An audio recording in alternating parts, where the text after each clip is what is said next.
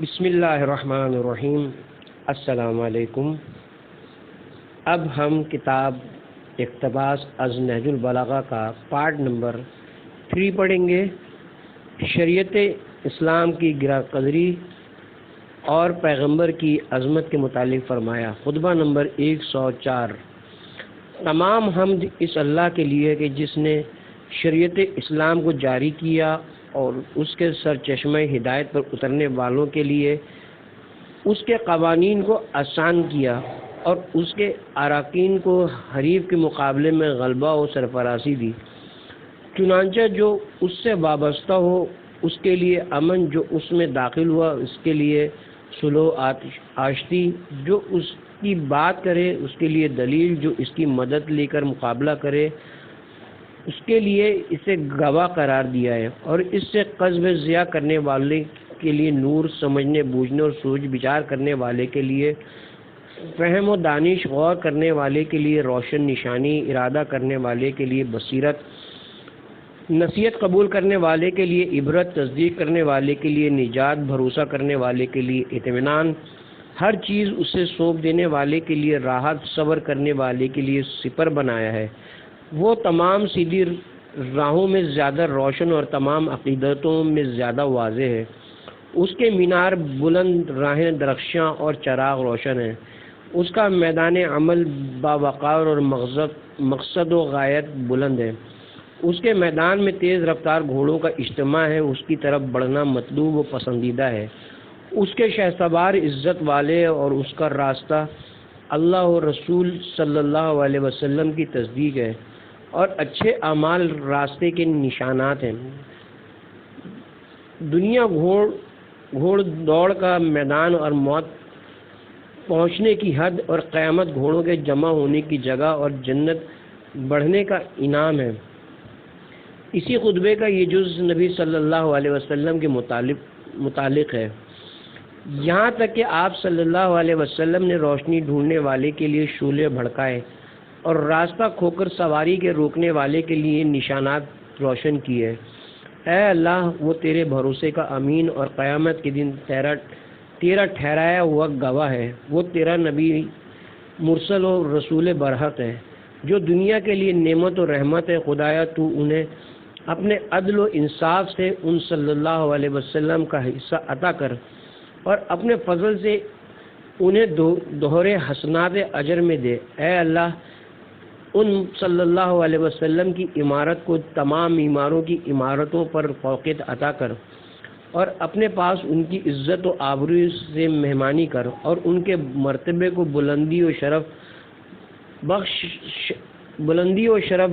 اور انہیں بلند درجہ دے، اور رفعت و فضیلت عطا کر، اور ہمیں ان کی جماعت میں اس طرح محشور کر کے نہ ہم ذلیل و رسوا ہوں، نہ نادم و پریشان، نہ حق سے روگرداں، نہ عہد شکن، نہ گمراہ کن، اور نہ فریب خوردہ۔ سید رضی کہتے ہیں کہ یہ کلام اگرچہ پہلے گزر چکا ہے مگر ہم نے پھر اعادہ کیا ہے، کیونکہ دونوں روایتوں کی لفظوں میں کچھ اختلاف ہے۔ اسی خطبے کا ایک جز یہ ہے جس میں اپنے اصحاب سے خطاب فرمایا، تم اپنے اللہ کے لطف و کرم کی بدولت ایسے مرتبے پر پہنچ گئے کہ تمہاری کنیزیں بھی محترم سمجھی جانے لگیں، اور تمہارے ہمسایوں سے بھی اچھا برتاؤ کیا جانے لگا، اور وہ لوگ بھی تمہاری تعظیم کرنے لگے جن پر تمہیں نہ کوئی فضیلت تھی، نہ تمہارا کوئی ان پر احسان تھا، اور وہ لوگ بھی تم سے دہشت کھانے لگے جنہیں تمہارے حملے کا کوئی اندیشہ نہ تھا اور تمہارا ان پر تسلط تھا۔ مگر اس وقت تم دیکھ رہے ہو کہ اللہ کے عہد توڑے جا رہے ہیں اور تم غیظ میں نہیں آتے، حالانکہ اپنے آباء و اجداد کے قائم کردہ رسم و آئین کے توڑے جانے سے تمہاری رگ حمیت جنبش میں آ جاتی ہے، حالانکہ اب تک اللہ کے معاملات تمہارے ہی سامنے پیش ہوتے رہے، اور تمہارے ہی ذریعے سے ان کا حل ہوتا رہا، اور تمہاری ہی طرف ہیر پھیر کر آتے ہیں، لیکن تم نے اپنی جگہ ظالموں کے حوالے کر دی ہے، اور اپنی باغ دوڑ انہیں تھما دی ہے، اور اللہ کے معاملات انہیں سونپ دیے ہیں کہ وہ شبہوں پر عمل پیرا اور نفسانی خواہشوں پر گامزن ہیں۔ خدا کی قسم، اگر وہ تمہیں ہر ستارے کے نیچے بکھیر دیں تو بھی اللہ تمہیں اس دن ضرور جمع کرے گا جو ان کے لیے بہت برا دن ہوگا۔ دنیا کی بے ثباتی کے متعلق فرمایا خطبہ نمبر 109، میں تمہیں دنیا سے ڈراتا ہوں اس لیے کہ یہ بظاہر شیریں و خوشگوار، تر و تازہ اور شاداب ہے، نفسانی خواہشات اس کے گرد گھیرا ڈالے میں ہیں، وہ اپنی جلد میسر آ جانے والی نعمتوں کی وجہ سے لوگوں کو محبوب ہوتی ہے اور اپنی تھوڑی سی آرائشوں سے مشتاق بنا لیتی ہے۔ وہ جھوٹی امیدوں سے سجی ہوئی اور دھوکے اور فریب سے بنی سنوری ہے، نہ اس کی مسرتیں دیرپا ہیں اور نہ اس کی ناگہانی مصیبتوں سے مطمئن رہا جا سکتا ہے۔ وہ دھوکے باز، نقصان رساں، عدلنے بدلنے والی اور فنا ہونے والی ہے، ختم ہونے والی اور مٹ جانے والی ہے، کھا جانے اور ہلاک کر دینے والی ہے۔ جب یہ اپنی طرف مائل ہونے والوں اور خوش ہونے والوں کی انتہائی آرزوؤں تک پہنچ جاتی ہے تو بس وہی ہوتا ہے جو اللہ سبحانہ نے بیان کیا ہے۔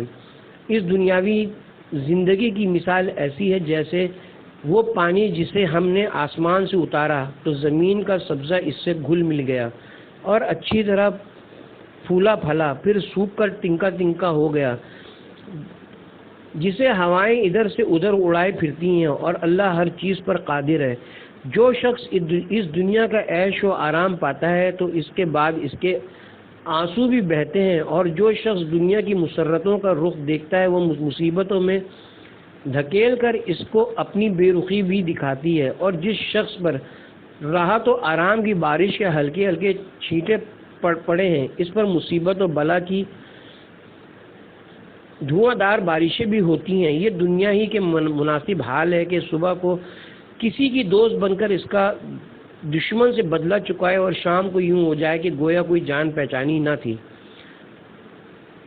اگر اس کا ایک جملہ شیریں و خوشگوار ہے تو دوسرا حصہ تلخ اور بلا انگیز۔ جو شخص بھی دنیا کی تر و تازگی سے اپنی کوئی تمنا پوری کرتا ہے تو وہ اس پر مصیبتوں کی مشقتیں بھی لا دیتی ہے، جسے امن و سلامتی کے پروبال پر شام ہوتی ہے تو اسے صبح خوف کے پروں پر ہوتی ہے۔ وہ دھوکے باز ہے اور اس کی ہر چیز دھوکہ، وہ خود بھی فنا ہو جانے والی ہے اور اس میں رہنے والا بھی فانی ہے۔ اس کے کسی ذات میں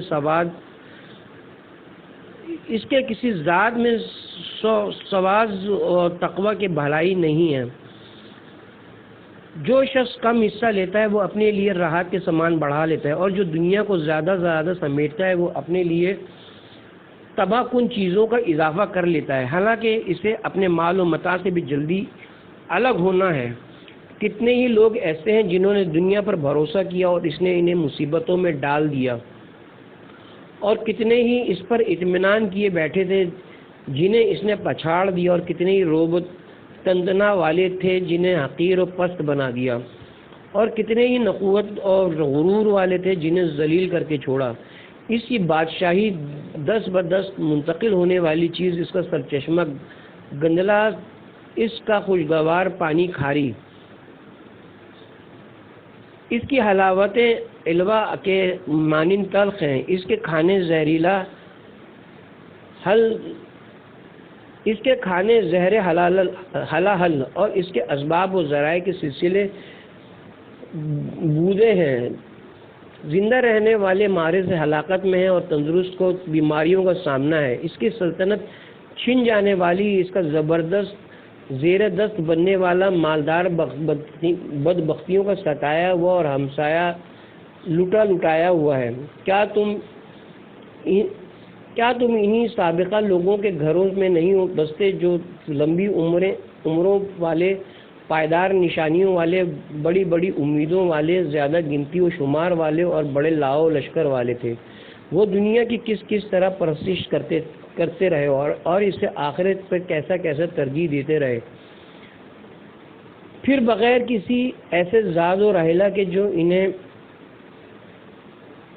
راستے طے کر کے منزل تک پہنچاتا چل دیے۔ کیا تمہیں کبھی یہ خبر پہنچی ہے کہ دنیا نے ان کے بدلے میں کسی فدیے کی پیشکش کی ہو، یا انہیں کوئی مدد پہنچائی ہو، یا اچھی طرح ان کے ساتھ رہی سہی ہو؟ بلکہ اس نے تو ان پر مصیبتوں کے پہاڑ توڑے، آفتوں سے انہیں عاجز و درماندہ کر دیا، اور لوٹ لوٹ کر آنے والی زحمتوں سے انہیں جھنجھوڑ کر رکھ دیا، اور ناک کے بل انہیں خاک پر بچھاڑ دیا اور اپنے کھروں سے کچل ڈالا، اور ان کے خلاف زمانے کے حوادث کا ہاتھ بٹایا۔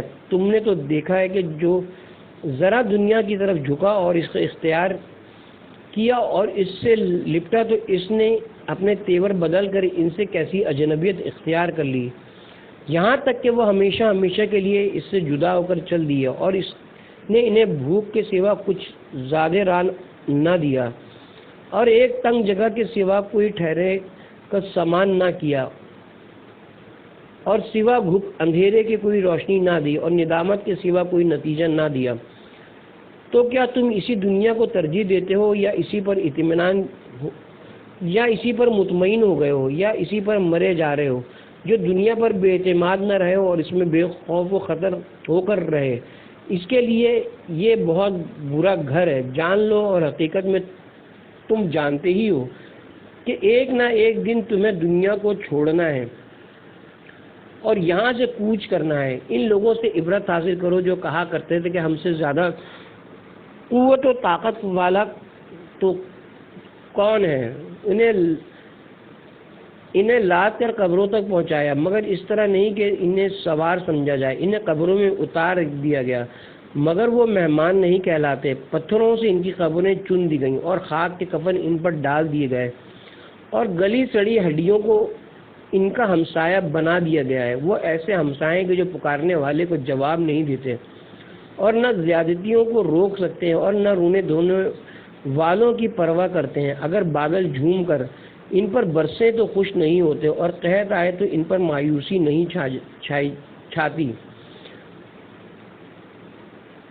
وہ ایک جگہ ہیں مگر الگ الگ، وہ آپس میں ہمسائے ہیں مگر دور دور، پاس پاس ہیں مگر میل ملاقات نہیں، قریب قریب ہیں مگر ایک دوسرے کے پاس نہیں پھٹکتے۔ وہ بردبار بنے ہوئے بے خبر پڑے ہیں، ان کے بعض و اناج ختم ہو گئے اور کینے مٹ گئے، ان کے بغض و اناج ختم ہو گئے اور ان کے کینے مٹ گئے، اور نہ ان سے کسی ضرر کا اندیشہ ہے، نہ کسی تکلیف کے دور کرنے کی توقع ہے۔ انہوں نے زمین کے اوپر کا حصہ اندر کے حصے سے، اور کشادگی اور وسعت تنگی سے، اور گھر بار پردیس سے، اور روشنی اندھیرے سے بدل لی ہے، اور جس طرح ننگے پیر اور ننگے بدن پیدا ہوئے تھے ویسے ہی زمین میں پیوندے خاک ہو گئے، اور اس دنیا سے صرف عمل لے کر ہمیشہ کی زندگی اور سدا رہنے والے گھر کی طرف کوچ کر گئے، جیسا کہ اللہ سبحانہ نے فرمایا ہے، جس طرح ہم نے مخلوقات کو پہلی دفعہ پیدا کیا تھا اسی طرح دوبارہ پیدا کریں گے۔ اس وعدے کا پورا کرنا ہمارے ذمے ہے، اور ہم اسے ضرور پورا کر کے رہیں گے۔ دنیا اور اہل دنیا کے متعلق فرمایا، خطبہ نمبر 111، میں تمہیں دنیا سے خبردار کیے دیتا ہوں کہ یہ ایسے شخص کی منزل ہے جس کے لیے قرار نہیں ہو، اور ایسا گھر ہے جس میں آب و دانہ نہیں ڈھونڈا جا سکتا ہے۔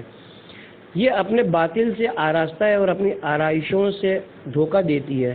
یہ ایک ایسا گھر ہے جو اپنے رب کی نظروں میں ذلیل و خوار ہے، چنانچہ اس نے حلال کے ساتھ حرام اور بھلائیوں کے ساتھ برائیاں اور زندگی کے ساتھ موت اور شیرینیوں کے ساتھ تلخیاں غلط ملت کر دی ہیں، اور اپنے دوستوں کے لیے اسے بے غول و غش نہیں رکھا، اور نہ دشمنوں کو دینے میں بخل کیا ہے۔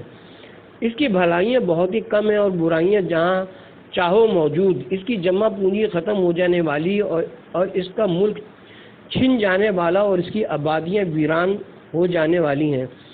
بھلا اس گھر میں خیر و خوبی ہی کیا ہو سکتی ہے جو مسمار عمارت کی طرح گر جائے اور اسی عمر میں جوز ادارہ کی طرح ختم ہو جائے؟ اس مدت میں جو چلنے پھرنے کی طرح تمام ہو جائیں، جن چیزوں کی تمہیں طلب و تلاش رہتی ہے، ان میں اللہ تعالیٰ کے فرائض کو بھی داخل کر لو، اور جو اللہ نے تم سے چاہا ہے اسے پورا کرنے کی توفیق بھی اس سے مانگو۔ موت کا پیغام آنے سے پہلے موت کی پکار اپنے کانوں کو سنا دو۔ اس دنیا میں زاہدوں کے دل روتے ہیں اگرچہ وہ ہنس رہے ہوں، اور ان کا غم و اندو حد سے بڑا ہوا ہوتا ہے، اگرچہ ان کے چہروں سے مسرت ٹپک رہی ہو اور انہیں اپنے نفسوں سے انتہائی بیر ہوتا ہے، اگرچہ اس رزق کی وجہ سے جو انہیں میسر ہے ان پر رشک کیا جاتا ہو، تمہارے دلوں سے موت کی یاد جاتی رہتی ہے اور جھوٹی امیدیں تمہارے اندر موجود ہیں۔ آخرت سے زیادہ دنیا تم پر چھائی ہوئی ہے اور وہ عقبہ سے زیادہ تمہیں اپنی طرف کھینچتی ہے۔ تم دین خدا کے سلسلے میں ایک دوسرے کے بھائی بھائی ہو، لیکن بد نیتی اور بد زنی نے تم میں تفرقہ ڈال دیا ہے۔ نہ تم ایک دوسرے کا بوجھ بانٹتے ہو، نہ باہم پند و نصیحت کرتے ہو، نہ ایک دوسرے پر کچھ خرچ کرتے ہو، نہ تمہیں ایک دوسرے کی چاہت ہے۔ تھوڑی سی دنیا پا کر خوش ہونے لگتے ہو اور آخرت کے بیشتر حصے سے بھی محرومی تمہیں غمزدہ نہیں کرتی۔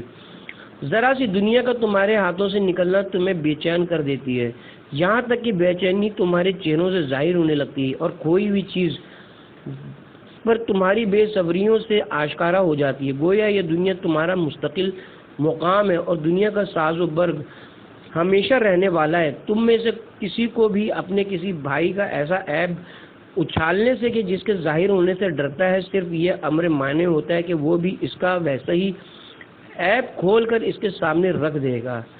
تم نے آخرت کو ٹھکرانے اور دنیا کو چاہنے پر سمجھوتہ کر رکھا ہے، تو لوگوں کا دین تو یہ رہ گیا ہے کہ جیسے ایک دفعہ زبان سے چاٹ لیا جائے، یعنی صرف زبانی اقرار، اور تم اس شخص کی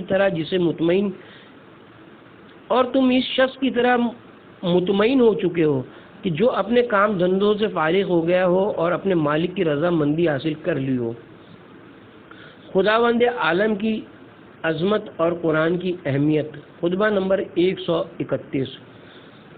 دنیا و آخرت اپنی باغ دوڑ اللہ کو سونپے ہوئے اس کے زیر فرمان ہے، اور آسمان و زمین نے اپنی کنجیاں اس کے آگے ڈال دی ہیں، اور تر و تازہ و شاداب درخت صبح و شام اس کے آگے سربہ سجود ہیں، اور اپنی شاخوں سے چمکتی ہوئی آگ کے شعلے بھڑکاتے ہیں، اور اس کے حکم سے پھل پھول کر پکے ہوئے میووں کی ڈالیاں پیش کرتے ہیں۔ اس کے خطبے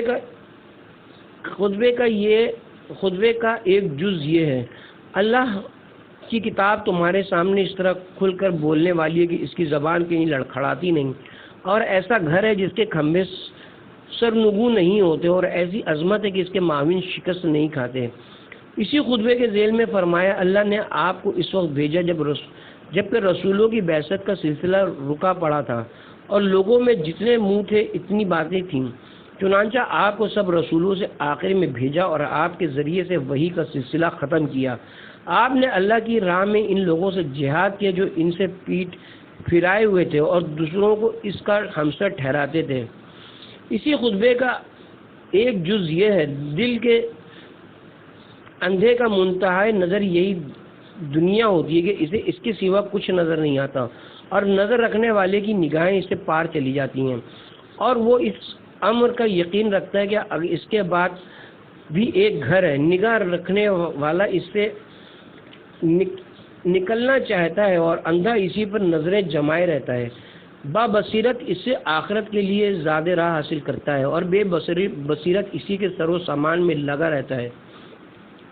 اسی خطبے کا ایک جز یہ ہے: تمہیں جاننا چاہیے کہ ہر شے سے آدمی کبھی کبھی سیر ہو جاتا ہے اور اکتا جاتا ہے، سوائے زندگی کے وہ کبھی مرنے میں راحت نہیں محسوس کرتا، اور یہ اس کی حکمت کی طرح ہے کہ جو قلب مردہ کے لیے حیات، اندھی آنکھوں کے لیے بینائی، بہرے کانوں کے لیے سنوائی اور تشنہ کام کے لیے سیرابی ہے، اور اسی میں پورا سامان کفایت اور سر و سامان حفاظت ہے۔ یہ اللہ کی کتاب ہے کہ جس کے ذریعے تمہیں سجھائی دیتا ہے اور تمہاری زبان میں گویائی آتی ہے اور حق کی آواز سنتے ہو، اس کے کچھ حصوں کی وضاحت کرتے ہوئے اور بعض کی صداقت کی گواہی دیتے ہیں۔ یہ ذات الہی کے متعلق الگ الگ نظریے نہیں پیش کرتا اور نہ اپنے ساتھی کو اس کی راہ سے ہٹا کر کسی اور راہ پر لگا دیتا ہے، مگر تم نے دلی قدورتوں اور گھورے پر اگے ہوئے سبزے کی خواہش پر ایکا کر لیا ہے۔ امیدوں کی چاہت پر تو تم میں صلح صفائی ہے اور مال کے کمانے پر ایک دوسرے سے دشمنی رکھتے ہو۔ تمہیں شیطان خبیث نے بھٹکا دیا اور فریبوں نے تمہیں بہکا رکھا ہے، میرے اور تمہارے نفسوں کے مقابل میں اللہ ہی مددگار ہے۔ سنی سنائی باتوں کو سچا نہیں سمجھنا چاہیے۔ خطبہ نمبر 139۔ اے لوگو، اگر تمہیں اپنے کسی بھائی کی دینداری کی پختگی اور طور طریقوں کی درستگی کا علم ہو تو پھر اس کے بارے میں افواہی باتوں پر کان نہ دھرو۔ دیکھو، کبھی تیر چلانے والا تیر چلاتا ہے اور اتفاق سے تیر خطا کر جاتا ہے اور بعض ذرا میں ادھر سے ادھر ہو جاتی ہے، اور جو غلط بات ہوگی وہ خود ہی نیست و نابود ہو جائے گی۔ اللہ ہر چیز کا سننے والا اور ہر شے کی خبر رکھنے والا ہے۔ معلوم ہونا چاہیے کہ سچ اور جھوٹ میں صرف 4 انگلیوں کا فاصلہ ہے۔ جب آپ سے اس کا مطلب پوچھا گیا تو آپ نے اپنی انگلیوں کو اکٹھا کر کے اپنے کان اور آنکھ کے درمیان رکھا اور فرمایا، جھوٹ وہ ہے جسے تم کہو کہ میں نے سنا ہے، اور سچ وہ ہے جسے تم کہو کہ میں نے دیکھا ہے۔ اہل دنیا کے ساتھ روش۔ خطبہ نمبر 143۔ اے لوگو، تم اس دنیا میں موت کی تیر اندازیوں کا ہدف ہو، جہاں ہر گھونٹ کے ساتھ اچھو ہے اور ہر لقمے میں گلوگیر پھندا ہے، جہاں تم ایک نعمت اس وقت نہیں پاتے جب تک دوسری نعمت جدا نہ ہو جائے، اور تم میں سے کوئی زندگی پانے والا ایک دن کی زندگی میں قدم نہیں رکھتا جب تک کہ اس کی مدت حیات میں سے ایک دن کم نہیں ہو جاتا، اور اس کے کھانے میں کسی اور رزق کا اضافہ نہیں ہوتا جب تک پہلا رزق ختم نہ ہو جائے، اور جب تک ایک نقش مٹ نہیں جاتا دوسرا نقش ابھرتا نہیں، اور جب تک کوئی نئی چیز کونا فرسودہ نہ ہو جائے دوسری نئی چیز حاصل نہیں ہوتی، اور جب تک کٹی ہوئی فصل گر نہ جائے نئی فصل کھڑی نہیں ہوتی۔ آباء و اجداد گزر گئے اور ہم انہی کی شاخیں ہیں، جب جڑ ہی نہ رہی تو شاخیں کہاں رہ سکتی ہیں۔ اسی خطبے کا ایک جز یہ ہے کہ کوئی بدعت وجود میں نہیں آتی مگر یہ کہ اس کی وجہ سے سنت کو چھوڑنا پڑتا ہے۔ بدعتی لوگوں سے بچو، روشن طریقے پر جمے رہو، پرانی باتیں ہی اچھی ہیں اور دین میں پیدا کی ہوئی نئی چیزیں بدترین ہیں۔ فتنوں میں لوگوں کی حالت اور ظلم اور حرام سے اجتناب۔ خطبہ نمبر 149۔ میں اللہ کی حمد و ثنا کرتا ہوں اور ان چیزوں کے لیے اس سے پناہ مانگتا ہوں کہ جو شیطان کو راندہ ہے اور دور کرنے والی اور اس کے پھندوں اور ہتھ کنڈوں سے اپنی پناہ میں رکھنے والی ہے۔ میں گواہی دیتا ہوں کہ محمد صلی اللہ علیہ وسلم اس کے عبد و رسول اور منتخب و برگزیدہ ہیں، نہ ان کے فضل و کمال کی برابری اور نہ ان کے الٹ جانے کی تلافی ہو سکتی ہے۔ تاریخ گمراہیوں اور بھرپور جہالتوں اور سخت و درشت خصلتوں کے بعد شہروں کے شہر ان کی وجہ سے روشن و منور ہو گئے، جبکہ لوگ حلال کو حرام اور مرد زیرو کو دانا کو ذلیل سمجھتے تھے، نبیوں سے خالی زمانے میں جیتے تھے اور گمراہی کی حالت میں مر جاتے تھے۔ پھر یہ کہ اے گروہ عرب، تم ایسی ابتلاؤں کا نشانہ بننے والے ہو کہ جو قریب پہنچ چکی ہیں۔ عیش و تنم کی بدمستیوں سے بچو اور عذاب کی تباہ کاریوں سے ڈرو۔ شبہات کے دھندلکوں اور فتنے کی کجرویوں میں اپنے قدموں کو روک لو، جبکہ اس کا چھپا ہوا خدشہ سر اٹھائے اور مخفی اندیشہ سامنے آ جائے اور اس کا کھوٹا مضبوط ہو جائے۔ فتنے ہمیشہ چھپے ہوئے راستوں سے ظاہر ہوا کرتے ہیں اور انجام کار ان کی کھلم کھلا برائیوں سے دوچار ہونا پڑتا ہے، اور ان کی اٹھان ایسی ہوتی ہے جیسے نوخیز بچے کی، اور ان کے نشانات ایسے ہوتے ہیں جیسے پتھر کی چوٹوں کے ظالم آپس کے عہد و پیمان سے اس کے وارث ہوتے چلے آتے ہیں۔ اگلا پچھلا کا رہنما اور پچھلا اگلے کا پیرو ہوتا ہے، وہ اسی رذیل دنیا پر مر مٹتے ہیں اور اس سڑے ہوئے مردار پر ٹوٹ پڑے ہیں۔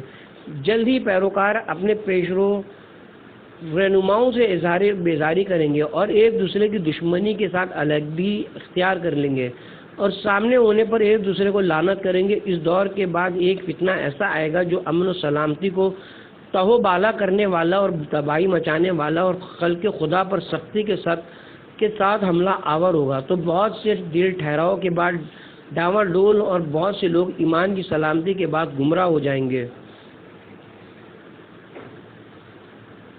اور اس کے حملہ آور ہونے کے وقت خواہشیں بڑھ جائیں گی اور اس کے ابھرنے کے وقت رائے مشتبہ ہو جائیں گی۔ جو اس فتنے کی جھلک دیکھے گا وہ اسے تباہ کر دے گا، اور جو اس میں صحیح کوشش کرے گا اسے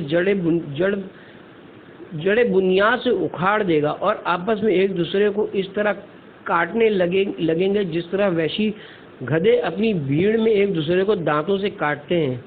اسلام کی بٹی ہوئی رسی کے بل کھل جائیں گے، صحیح طریقہ کار چھپ جائے گا، حکمت کا پانی خشک ہو جائے گا اور ظالموں کی زبان کھل جائے۔ وہ فتنہ باغیہ نشینوں کو اپنے ہتھوڑوں سے کچل دے گا اور اپنے سینے سے ریزہ ریزہ کر دے گا۔ اس کے گرد و غبار میں دو اکیلے تباہ و برباد ہو جائیں گے اور سوار اس کی راہوں میں ہلاک ہو جائیں گے۔